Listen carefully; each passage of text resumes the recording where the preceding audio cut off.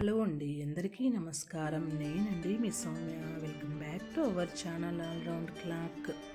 ఇవాల్టి వీడియోలో అయితే గుమ్మడికాయ తీసుకున్నాను. గుమ్మడికాయతో పళ్ళెం చేద్దామని.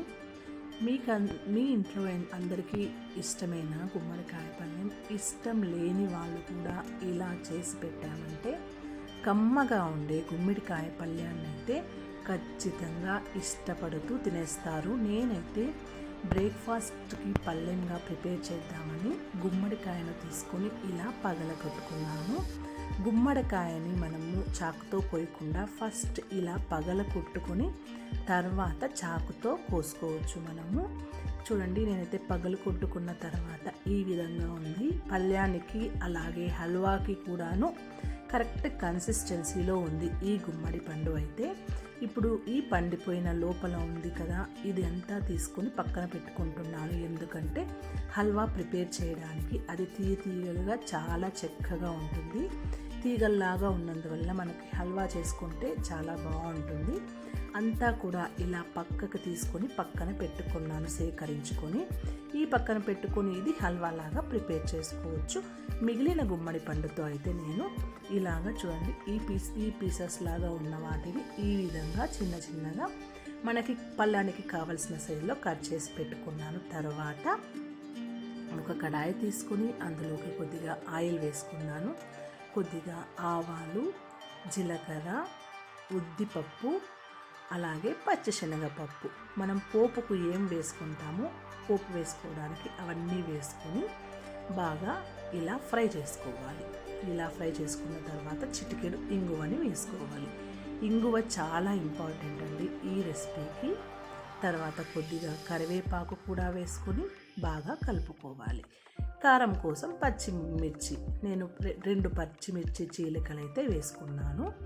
తర్వాత కట్ చేసుకున్న గుమ్మడికాయ ముక్కలను ఇందులోకి వేసుకొని బాగా కలుపుకోవాలి. గుమ్మడికాయ చూడడానికి ఎక్కువగా క్వాంటిటీ కనిపించిన ఒక ఉడకగానే బాగా తగ్గిపోతుంది. ఇప్పుడు నేనైతే లిడ్ క్లోజ్ చేసుకుని ఒక 10 మినిట్స్ తర్వాత ఓపెన్ చేసి చూసి మనకి రుచికి కావాల్సినంత ఉప్పునైతే యాడ్ చేస్తున్నాను. ఉప్పుని కూడా వేసుకొని బాగా కలుపుకొని ఇంకొకసారి లిడ్ క్లోజ్ చేసి పెట్టామంటే 5 మినిట్స్ తర్వాత మనకి ఎంతో చక్కగా ఉండే గుమ్మడికాయ పళ్ళెం అయితే రెడీ అయిపోతుంది. గుమ్మడికాయ పళ్ళెం ఎంతో ఈజీగా ప్రిపేర్ చేసుకోవచ్చు. పిల్లలు మెదడు చురుగ్గా ఉండడానికి చాలా మంచిదండి. ఇప్పుడు మసాలా పొడి ఏమి ఎక్కువగా వేయవసరం లేదు. ఒక ధనియా పౌడర్ అలా వేసామంటే చాలు, అది ఫ్లేవర్గా ఉంటుంది అని. ధనియా పౌడర్ కూడా ఆప్షన్ అండి, మీకు ఇష్టమైతే వేయొచ్చు, లేకపోతే వేయకపోయినా కూడాను మనకి టేస్ట్లో అయితే ఏమీ తగ్గదండి. ఎందుకంటే చాలా లేతగా ఉంది గుమ్మడికాయ, ఫ్రెష్గా ఉన్నందువల్ల. మీరు కూడా ఇలాంటి పళ్ళెం చేసుకుంటూ ఉంటారా? ఇలా చేస్తారా? మీరు కూడా ఎలా చేస్తారో అంటే కమెంట్ ద్వారా చెప్పండి. ఇంకా పళ్ళాన్ని అయితే కలుపుకొని పక్కన పెట్టుకొని ఈ పళ్ళెంలోకి కాంబినేషన్గా రొట్టెలు చేసుకుంటున్నాను. గోధుమ పిండి రొట్టెలు చేసుకుంటున్నాను. గోధుమ పిండి వేసుకొని అందులోకి కొద్దిగా జీలకర్ర అలాగే పల్లీల పౌడర్ వేసుకుంటున్నాను. కొద్దిగా కొత్తిమీర.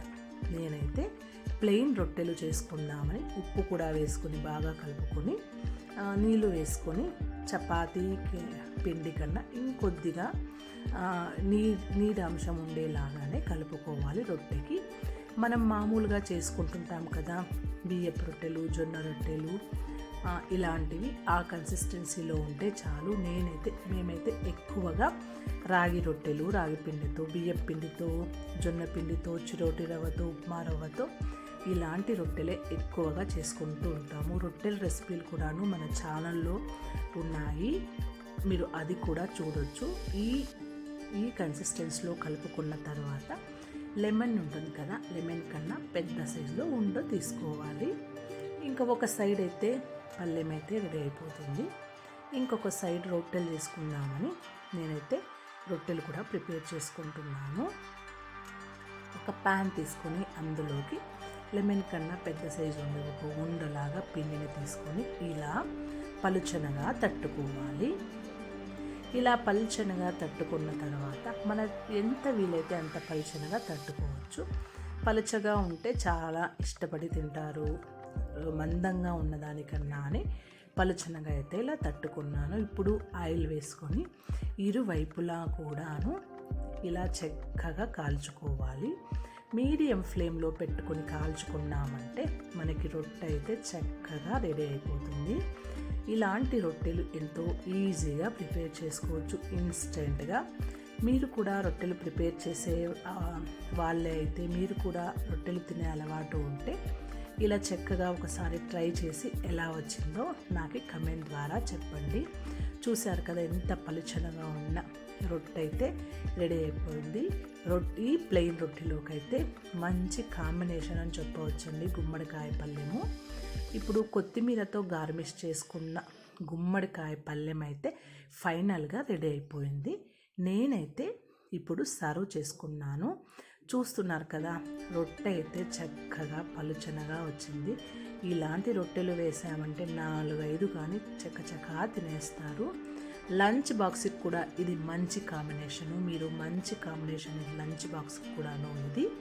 మీరు కూడా ఒకసారి ట్రై చేయవలసిన రెసిపీ అని నేను అప్లోడ్ చేస్తున్నాను. మీకు కూడా ఎప్పుడూ ప్రతిరోజు ఏదో ఒకటి లంచ్ బాక్స్కి చేయాలి అని అనుకుంటుంటాం కదా, ఇలాంటివి ఐడియా ఉంటే మీరు కూడా చేసుకోవచ్చు. నేనైతే ఇలా ప్రిపేర్ చేసిన ఈ రెసిపీ మీకు నచ్చుంటుంది అనుకుంటున్నాను. మీకు నచ్చినట్లయితే ఇంకెందుకు ఆలస్యం, తప్పకుండా సబ్స్క్రైబ్ చేసుకోండి. కొత్తగా చూస్తున్న వాళ్ళైతే సబ్స్క్రైబ్ చేసుకున్న వెంటనే పక్కనే ఉన్న బెల్ ఐకాన్ను క్లిక్ చేస్తే నేను ఏ వీడియో అప్లోడ్ చేసినా నోటిఫికేషన్ ద్వారా మీకు వస్తుంది. ఇలాంటి మంచి హెల్తీ రెసిపీస్ కోసం ఆల్రౌండ్ క్లాక్ ఛానల్ చూస్తూనే ఉండండి. మీకు ఈ వీడియో నచ్చింటుంది అనుకుంటూ ఉన్నాను. ఇంకా నేను గుమ్మడికాయతో హల్వా, గుమ్మడికాయ ఒబ్బట్టు, గుమ్మడికాయ పాయసం ఇలాంటివి ఎన్నో రెసిపీస్ చేశాను. చాలా హెల్తీ రెసిపీస్ అండి. గుమ్మడికాయలో చేసుకునేవి పిల్లలకి, మెదడుకి, జ్ఞాపక శక్తికి చాలా ఉపయోగపడుతుందండి ఈ గుమ్మడికాయ, సొరకాయ లాంటివి. మీకు కూడా ఈ వీడియో నచ్చినట్లయితే, మీకు ఉపయోగకరం అనిపించినట్లయితే తప్పకుండా షేర్ చేయండి. నెక్స్ట్ వీడియోలో కలుద్దాం. Take care, bye.